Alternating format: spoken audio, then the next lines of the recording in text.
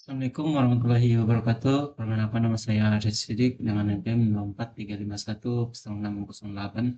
Pada video kali ini saya akan membaca buku pemrograman web bab ke-12 yaitu Modern Authentication dan Security. Nah, pada bab 12 ini capaian pembelajaran saya saya diharapkan untuk dapat membedakan secara konseptual dan implementatif antara authentication dan authorization dalam arsitektur aplikasi. Yang kedua, dapat menerapkan standar penyimpanan kata sandi yang aman menggunakan algoritma hashing modern dan mekanisme salting. Yang ketiga, dapat menganalisis trade-off antara arsitektur stateful session dan stateless token, serta memilih metode penyimpanan sisi klien yang tepat. Yang keempat, dapat menjelaskan alur kerja protokol uh, authentication, ya, authentication, ya, kerja protokol out 2.0 dan OpenID Connect untuk fitur single sign-on yang aman. Yang kelima, dapat mengidentifikasi dan memitigasi celah keamanan web paling umum seperti SQL injection, XSS, dan CSRF berdasarkan standar OAuth. Pada sebab pertama, authentication versus authorization. Siapa kita dan apa kuasa kita? Dalam percakapan sehari-hari, istilah autentikasi dan otorisasi seringkali digunakan secara bergantian, seolah-olah keduanya adalah hal yang sama. Namun dalam arsitektur keamanan sistem, keduanya adalah dua proses yang sangat berbeda, terpisah namun saling bergantung erat. Authentication adalah proses verifikasi identitas. Dia menjawab pertanyaan siapa kita. Ini mirip dengan saat kita menunjukkan KTP atau paspor di meja imigrasi bandara untuk membuktikan bahwa kita benar-benar orang yang tertulis di dokumen tersebut. Dalam dunia digital, authentication terjadi saat kita memasukkan username dan password, memindai sidik jari, atau menggunakan one-time password atau OTP. Tanpa authentication yang sukses, sistem tidak memiliki cara untuk mengetahui dengan siapa ia berinteraksi, dan pintu gerbang aplikasi akan tetap tertutup rapat. Setelah identitas kita terverifikasi, proses selanjutnya adalah authorization. Authorization menjawab pertanyaan apa yang boleh kita lakukan. Kembali ke analogi gedung kantor. Authentication adalah proses satpam memeriksa wajah kita dan memberikan kartu akses karyawan. Authorization adalah aturan yang menentukan kartu akses tersebut bisa membuka pintu mana saja. Apakah kartu itu bisa membuka pintu ruang CEO atau hanya bisa membuka pintu kantin dan toilet. Dalam aplikasi web, authorization menentukan apakah user Budi yang sudah login boleh menghapus dan data transaksi atau hanya boleh melihatnya saja. Bisa jadi kita berhasil login authentication sukses, tetapi kita ditolak saat mencoba masuk halaman admin karena role kita hanyalah staf biasa. Salah satu model otorisasi yang paling populer dan scalable di industri adalah RBAC atau Role Based Access Control. Dalam RBAC, akses tidak diberikan secara langsung kepada setiap individu atau user, melainkan ditempelkan pada role atau peran tertentu. Misalnya kita membuat peran editor yang punya hak tulis artikel dan peran viewer yang hanya punya hak baca. User Budi kemudian dimasukkan ke dalam peran editor. Jika suatu hari Budi dipromosikan atau pindah divisi, kita cukup mengubah perannya tanpa perlu mengedit satu persatu izin di database. Pendekatan ini sangat efisien dibandingkan dengan ACL atau Access Control List tradisional di mana kita harus mendefinisikan izin spesifik untuk setiap user yang akan menjadi mimpi buruk manajemen saat jumlah user mencapai ribuan. Namun, aplikasi modern yang kompleks seringkali membutuhkan sesuatu yang lebih granular daripada sekadar peran yang melahirkan ABAC atau Attribute Based Access Control.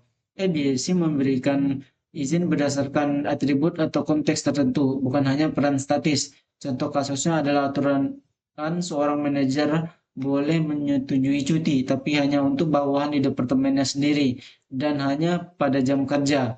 Logika ini jauh lebih dinamis dan fleksibel. Mengimplementasikan BSI membutuhkan mesin kebijakan atau policy engine yang lebih canggih di kode backend, karena setiap request harus dievaluasi berdasarkan banyak variabel kondisi. Meskipun rumit, EBC ada standar emas untuk aplikasi enterprise yang membutuhkan kepatuhan regulasi yang ketat. Kesalahan arsitektural yang paling fatal adalah mencampur adukan logika authentication dan authorization, atau menganggap bahwa authentication sudah cukup. Banyak developer pemula berpikir selama dia sudah login, dia boleh melakukan apa saja. Ini disebut broken access control, yang secara konsisten menduduki peringkat atas dalam daftar kerentanan OAuth. Peretas sering mengeksploitasi ini dengan cara login sebagai user biasa, lalu secara manual mengubah URL di browser dari user slash dashboard menjadi slash admin slash settings. Jika sistem hanya mengecek apakah sudah login tanpa mengecek apakah dia admin, maka peretas bisa mengambil alih sistem. Oleh karena itu, prinsip defense in depth mengajarkan kita untuk selalu memverifikasi hak akses di setiap endpoint API. Tidak peduli seberapa terpercaya kelihatannya user tersebut. Penting juga untuk menyadari bahwa authentication dan authorization sebaiknya dipisahkan dari logika bisnis utama aplikasi. Di era microservice, pola umum yang digunakan adalah memusatkan authentication di satu layanan khusus. Sementara authorization bisa didistribusikan di masing-masing service atau dipusatkan juga. Dengan memisahkan constraint ini, developer fitur bisa fokus membangun produk tanpa pusing memikirkan cara mengenkripsi mengenkripsi password atau cara menyimpan session. Arsitektur keamanan yang baik adalah arsitektur yang transparan bagi developer, namun tak tertembus bagi penyerang. Subbab kedua yaitu password storage. Jangan simpan kunci di bawah karpet. Menyimpan kata sandi pengguna dalam bentuk teks asli atau plain text di database adalah dosa terbesar yang bisa dilakukan oleh seorang software engineer. Jika kita menyimpan password rahasia seperti rahasia 123 apa adanya di kolom tabel, maka siapapun yang memiliki akses ke database tersebut, baik itu admin database, developer yang sedang debugging, atau peretas yang berhasil mencuri data, bisa langsung login ke akses pengguna tanpa hambatan. Karena banyak pengguna memiliki kebiasaan buruk menggunakan password yang sama untuk berbagai layanan, email, bank, sosmed. Kebocoran password di aplikasi kita bisa menghancurkan hidup digital pengguna di tempat lain. Oleh karena itu, aturan emas nomor satu adalah jangan pernah menyimpan password asli, simpanlah jejaknya. Mekanisme untuk menyimpan jejak ini disebut hashing, yang sering disalahartikan dengan enkripsi. Enkripsi adalah proses dua arah. Kita mengunci data dengan kunci dan kita bisa membukanya kembali, decrypt menjadi bentuk asli jika punya kuncinya. Hashing sebaliknya adalah proses satu arah, one way function. Bayangkan password sebagai buah-buahan segar dan fungsi hashing sebagai blender. Kita bisa mengubah buah menjadi jus atau hash kita sebutnya. Tapi kita tidak akan pernah bisa mengubah jus kembali menjadi buah utuh. Tidak peduli seberapa canggih teknologi kita. Saat pengguna login, sistem tidak membandingkan password asli karena sistem tidak menyimpannya, melainkan memblender password inputan pengguna dan membandingkan hasil jusnya dengan jus yang tersimpan di database. Jika warnanya sama, berarti buahnya atau passwordnya pasti sama. Namun tidak semua mesin blender diciptakan sama. Algoritma hash 2 seperti MD5 atau SHA-1 sudah dianggap rusak dan tidak aman untuk password. Masalah utamanya adalah mereka terlalu cepat. Komputer modern dan GPU canggih bisa menghitung miliaran hash MD5 dalam 1 detik. Ini memungkinkan peretas menggunakan serangan brute force atau rainbow tables atau daftar hash yang sudah dihitung sebelumnya untuk mendapat password dengan sangat cepat. Jika database bocor, hash MD5 bisa dipecahkan atau crack dalam hitungan detik. Oleh karena itu, kita membutuhkan algoritma hash yang sengaja didesain untuk menjadi lambat dan memakan memori, membuat proses penembakan menjadi sangat mahal dan tidak layak secara ekonomi bagi peretas. Standar industri saat ini untuk hashing password adalah Bcrypt atau Script, Bcrypt atau script atau pemenang kompetisi terbaru, Argon 2. Algoritma ini memiliki parameter work factor atau cost yang bisa di-stall. Kita bisa mengatur agar server membutuhkan waktu, katakanlah 0,5 detik untuk menghitung satu hash. Bagi pengguna yang login sekali sehari, 0,5 detik tidak terasa. Tapi bagi peretas yang ingin menebak 1 juta password, 0,5 detik pertebakan berarti butuh waktu bertahun-tahun. Fitur perlambatan adaptif inilah yang membuat Bcrypt dan kawan-kawannya tahan terhadap perkembangan kecepatan hardware di masa depan. Jika komputer jadi lebih cepat, kita tinggal naikkan work factor. Selain algoritma yang lambat, kita wajib menggunakan salt. Salt adalah string acak unik yang ditambahkan ke setiap password sebelum dihash. Tanpa salt, dua user yang punya password sama seperti rahasia 123 akan memiliki hasil hash yang sama persis di database. Ini memudahkan peretas untuk melihat pola. Dengan sal user A akan dihash sebagai hash eh, rahasia 123 plus acak A dan user B sebagai hash rahasia 123 plus acak B, menghasilkan output yang benar-benar berbeda. Sal mencegah serangan rainbow tabel massal karena peretas harus memecahkan hash satu persatu untuk setiap user secara unik, tidak bisa borongan. Sal ini disimpan secara plain text di samping hash password di database, karena ia bukan rahasia melainkan sekadar pengacau pola. Untuk keamanan tingkat paranoid, beberapa arsitek menambahkan paper. Berbeda dengan sal yang disimpan di database, paper adalah kunci rahasia yang disimpan di level aplikasi, misalnya di environment variable atau hardware security module. Password dihash dengan sal plus paper. Keuntungannya adalah jika database SQL bocor atau SQL dump, peretas tidak bisa memecahkan password karena mereka tidak memiliki paper yang tersimpan terpisah di server aplikasi. Ini adalah lapisan pertahanan terakhir atau defense in-depth yang memastikan bahwa kompromi pada satu lapisan infrastruktur tidak langsung berakibat fatal bagi keamanan data pengguna secara keseluruhan. Yang ketiga, session versus token. GWT. GWT ya, GWT. Perang status. Dalam merancang sistem autentikasi, keputusan arsitektural terbesar adalah memilih antara stateful session atau stateless token. Pendekatan tradisional session-based authentication bekerja seperti sistem penitipan barang di klub malam. Saat kita login, server membuat catatan di memori atau database, lalu memberikan kita sebuah tiket nomor antrian berupa cookie. Setiap kali kita mengirim request, browser otomatis menyertakan tiket cookie tersebut. Server kemudian mengecek buku catatannya. Tiket 123 ini milik siapa ya? Keuntungan utama pendekatan ini adalah kontrol penuh. Jika Budi kehilangan HP-nya, admin bisa menghapus sesi 123 dari database server, dan seketika itu juga akses Budi terputus, atau revocation instant. Namun pendekatan session memiliki masalah scalabilitas di era cloud modern, karena data sesi disimpan di server. Jika kita memiliki 1 juta pengguna aktif, kita butuh memori RAM yang sangat besar atau database Redis yang mahal hanya untuk menyimpan sesi.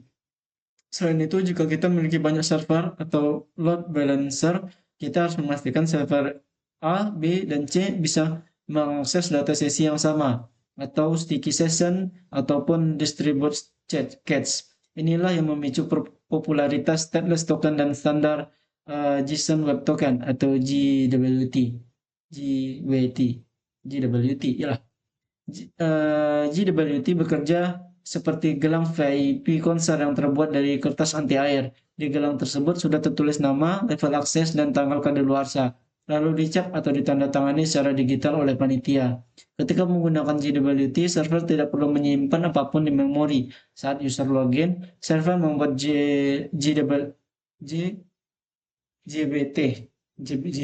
apa sih ya?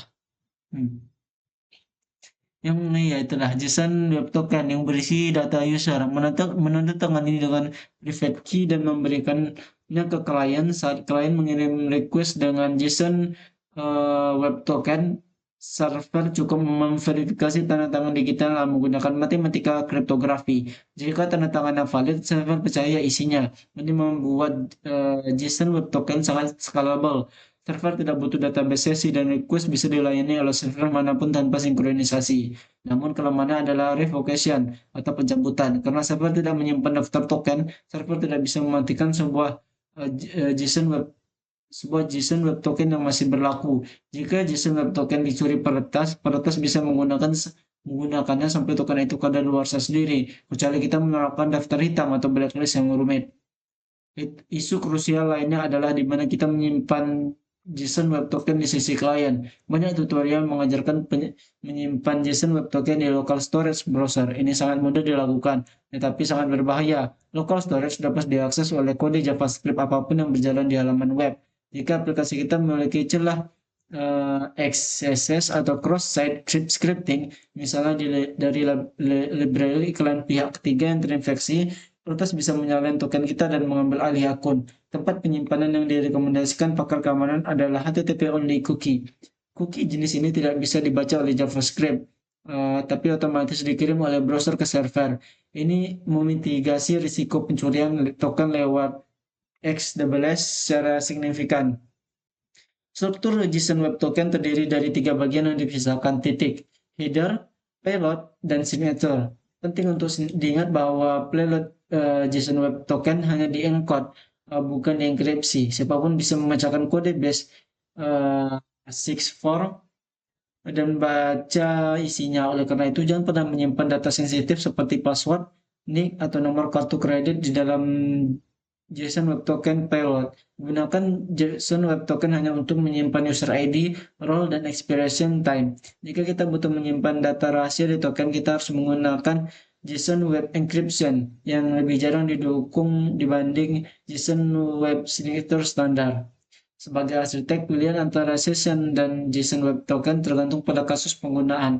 Untuk aplikasi perbankan atau internal perusahaan yang butuh keamanan ketat dan kemampuan logout paksa instan, session adalah pilihan terbaik. Untuk aplikasi skala besar, API publik, atau arsitektur microservice yang terdistribusi masif, JSON Web Token adalah pemenangnya. Seringkali solusi terbaik adalah hibrida. Gunakan JSON Web Token bertenor pendek, misal 15 menit sebagai akses token, dan gunakan session atau token bertenor panjang yang disimpan di database sebagai reference token untuk memperoleh akses, memberikan keseimbangan antara keamanan dan skalabilitas.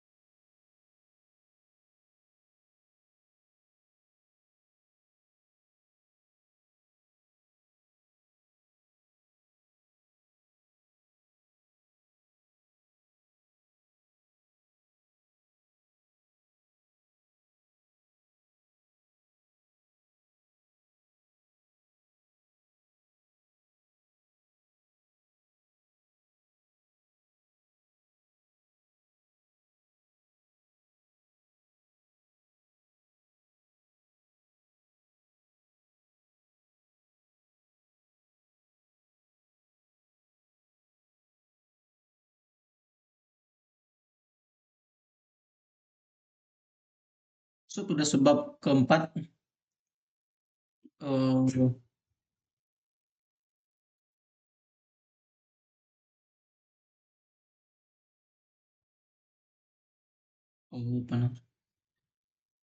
sebab keempat yaitu Open Authorization 2.0 dan SSO.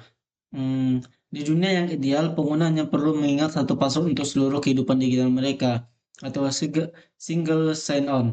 Adalah mekanisme yang mewujudkan mimpi ini, memungkinkan pengguna login ke aplikasi kita menggunakan akun Google, Facebook, atau GitHub yang sudah mereka miliki. Di balik layar, keajaiban ini ditenagai oleh protokol standar bernama Open Authorization 2.0. Open Authorization pada dasarnya adalah protokol pendelegasian akses.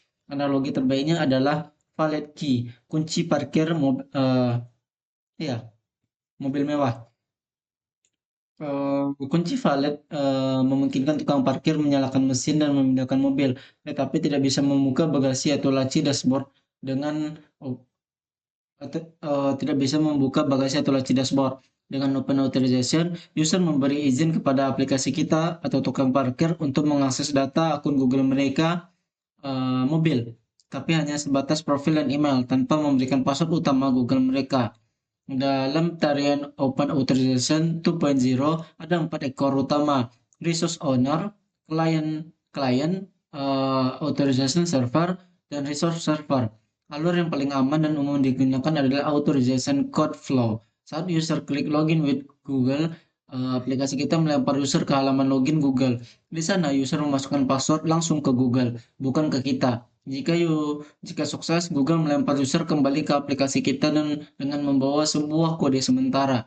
Aplikasi kita kemudian menukarkan kode ini ke server Google secara back channel atau server to server untuk mendapatkan akses token. Token inilah yang kira dipakai untuk mengambil email user dari API Google.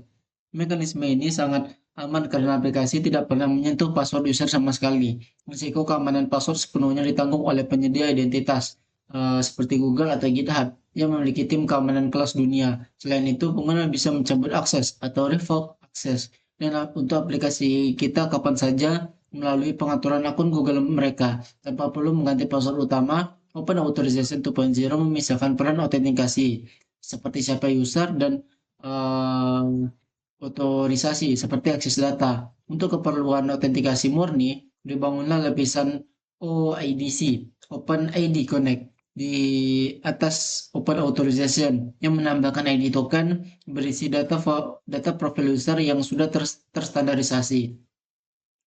Namun, implementasi Open Authorization juga memiliki jebakan. Salah satu yang paling kritis adalah validasi redirect URI.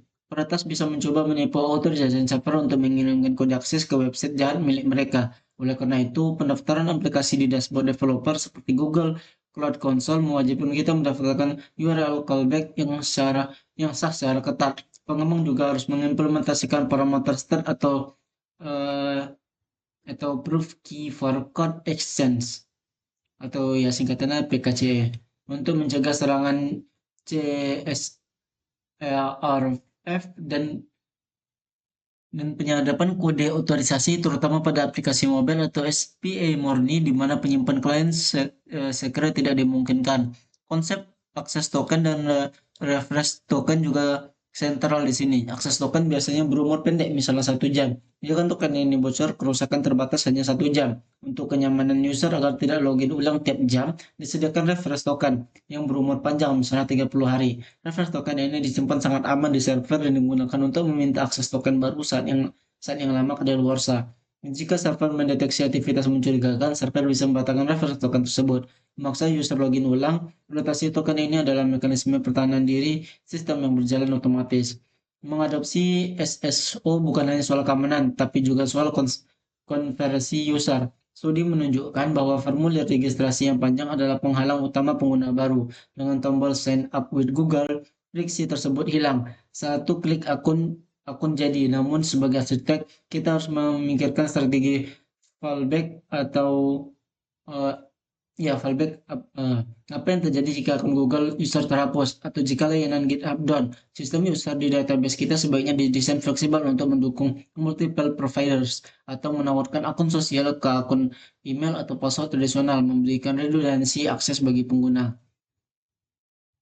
Sebab kelima yaitu common vulnerabilities. Membangun benteng pertahanan tidak akan efektif jika kita tidak tahu bagaimana musuh menyerang. OWASP atau Open Web Application Security Project secara berkala merilis dokumen OWASP Top 10.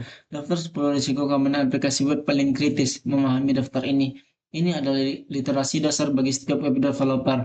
Ancaman kelas yang masih merajalela adalah SQL injection. Ini terjadi ketika aplikasi menerima input user dan langsung menggabungkannya ke dalam query database tanpa sanitasi. Contohnya, jika kode backend kita adalah select from user where name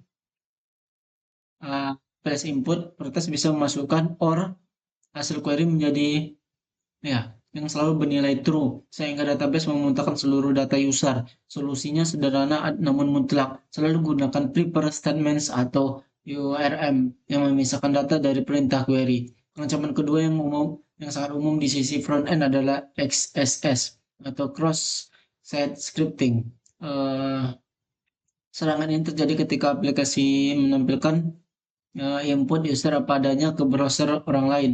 Jadi ketika aplikasi menampilkan input user apa adanya ke browser orang lain. Jika saya memposting komentar berisi kirim cookie ke hacker, dan blog kita menampilkannya mentah-mentah, maka setiap orang yang membaca komentar saya akan menjalankan skrip tersebut di browser mereka. Skrip ini bisa mencuri cookie sesi, mengalihkan ke halaman, atau melakukan aksi atas nama korban. Pencegahannya adalah dengan context aware encoding, mengubah ya kurang dari menjadi dan LT yang biasanya sudah dilakukan otomatis oleh framework model seperti React atau Vue.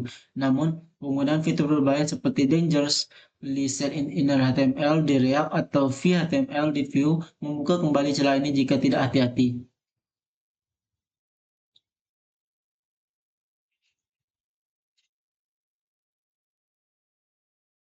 Ancaman ketiga yang sering membingungkan adalah CRF, Cross-Site Request Forgery. Berbeda dengan cross apa nih tadi? Cross-site scripting yang mencuri data, CSRF meminjam tangan user untuk melakukan aksi tanpa persetujuan. Bayangkan kita sedang login di web bank, lalu di tab sebelah kita membuka situs forum memancing. Di forum tersebut ada gambar tersembunyi. Browser yang polos akan mencoba untuk memuat gambar tersebut dengan mengirim request ke bank. Karena kita sedang login, browser menyatakan cookie sesi bank kita secara otomatis.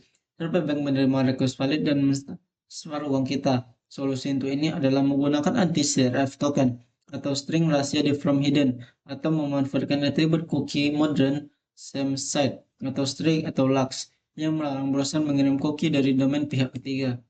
Selain serangan teknis, ada kategori broken authentication. Ini mencakup kelemahan logika seperti membiarkan user mencoba password ribuan kali, atau no rate limiting, pesan error yang terlalu deskriptif, atau fitur lupa password yang lemah. Keamanan bukan hanya soal kode, tapi juga soal alur logika. Memberitahu peretas bahwa username valid membantu mereka mempersempit target serangan. Pesan error, keamanan harus generik, dan mekanisme pemulihan akun harus seaman proses login itu sendiri.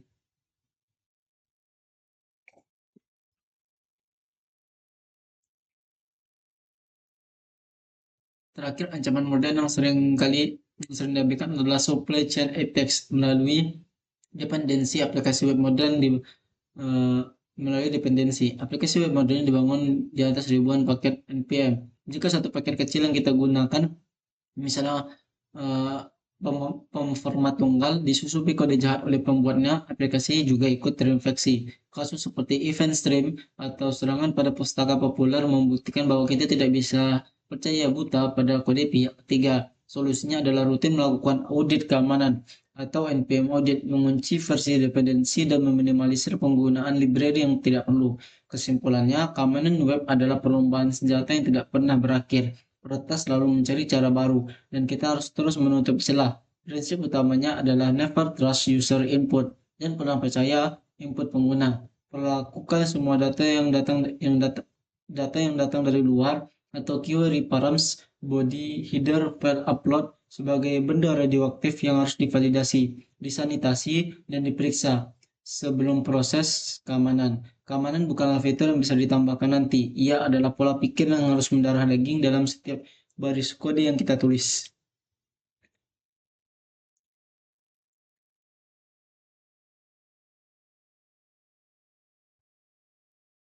Baik, lanjut pada sebab keenam, yaitu integrasi keislaman, benteng amanah, dan etika privasi.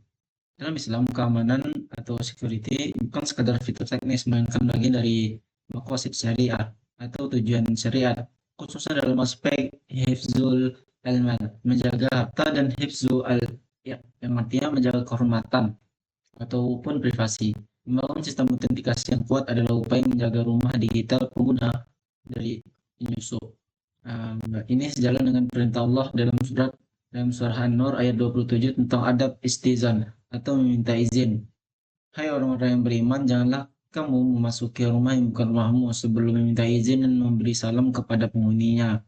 Mekanisme authentication atau login adalah pintu gerbang untuk memastikan bahwa yang masuk adalah orang yang berhak, sedangkan authorization atau hak akses adalah aturan batasan ruang mana saja yang boleh dimasuki tamu tersebut, menegakkan hudud atau batasan agar tidak terjadi pelanggaran privasi. Praktik menyimpan password dengan teknik hashing dan salting bukan plain text adalah implementasi dari kewajiban hifzul al-asrar atau menjaga rahasia. Rasulullah Shallallahu Alaihi Wasallam bersabda, "Barang siapa menutupi aib seorang Muslim, maka Allah akan menutupi aibnya di dunia dan di akhirat." Hadis riwayat Muslim. Menyimpan password pengguna secara telanjang atau plain text adalah bentuk pengkhianatan terhadap amanah. Jika database bocor, aib dan rahasia pengguna akan terekspos. Dengan melakukan hashing satu arah, kita berusaha keras menutupi rahasia tersebut, bahkan dari diri kita sendiri sebagai pengelola sistem. Memastikan aib itu tetap tertutup rapat meskipun terjadi musibah kebocoran data. Prinsip never trust user input dan validasi ketat untuk mencegah serangan seperti SQL injection atau XSS selaras dengan kaidah fikih sadud zariah atau menutup jalan menuju kerusakan. Kita tidak boleh naif dan membiarkan pintu terbuka bagi kejahatan, membiarkan input masuk tanpa filter atau sanitization sama dengan membiarkan orang asing membawa senjata masuk ke dalam rumah. Tindakan pencegahan ini adalah bentuk kewaspadaan atau yaqzah seorang mukmin agar tidak terperosok ke dalam lubang yang sama dua kali, serta upaya mencegah terjadinya fasad atau kerusakan pada database yang berisi data umat. Mekanisme session dan token atau GWT mengajarkan kita tentang tanggung jawab memegang syahadah atau yang artinya kesaksian ataupun bukti. Token adalah bukti identitas yang dibawa pengguna. Jika token itu dicuri, misalnya lewat XSS, maka pencuri bisa bersaksi palsu sebagai pemilik akun. Oleh karena itu, menyimpan token dengan aman, misalnya menggunakan HTTP only cookie, adalah bentuk ikhtiar maksimal untuk melindungi bukti kesaksian tersebut agar tidak disalahgunakan untuk fitnah ataupun pencurian. Islam sangat keras melarang kesaksian palsu atau syahadat uzur, dan dalam konteks teknologi membiarkan celah keamanan yang memungkinkan session hijacking adalah kelalaian yang memfasilitasi kejahatan tersebut. Terakhir, peran seorang security engineer atau pengembang web dalam bab ini adalah sebagai hafiz atau penjaga. Kita diamanahi data, harta, dan kehormatan eh, ribuan bahkan jutaan pengguna. Kelalaian kita dalam menerapkan standar keamanan seperti membiarkan CSRF atau menggunakan algoritma enkripsi usang akan dimintai pertanggungjawaban di hadapan Allah Subhanahu wa taala. Membangun benteng pertahanan aplikasi yang kokoh adalah bentuk jihad kita melawan para perusak atau mufsidun di dunia maya. Memastikan bahwa teknologi yang kita bangun menjadi tempat yang aman atau bisa disebut Darussalam bagi manusia untuk berinteraksi dan bermuamalah. Sebab ketujuh, kesimpulan benteng pertahanan digital. Bab ini telah menegaskan bahwa keamanan bukanlah fitur tambahan yang bisa ditempel di akhir proyek, melainkan pola pikir fundamental yang harus mendarah daging di setiap baris kode. Berikut adalah pilar-pilar pertahanan yang harus kita bangun. Yang pertama, identitas bukan otoritas. Yang kedua, jangan simpan rahasia mentah. Yang ketiga, perang status. Yang keempat, jangan ciptakan roda sendiri. Yang kelima, paranoia yang sehat. Dengan aplikasi yang kini aman dan terlindungi, kita siap menghadapi tantangan terakhir. Bagaimana memastikan semua fitur canggih ini berjalan cepat dan lancar di perangkat pengguna. Di bab 13, kita akan membahas seni optimasi performa dan rendering. Saya Rasid Sidik, pamit undur diri. Wassalamualaikum warahmatullahi wabarakatuh.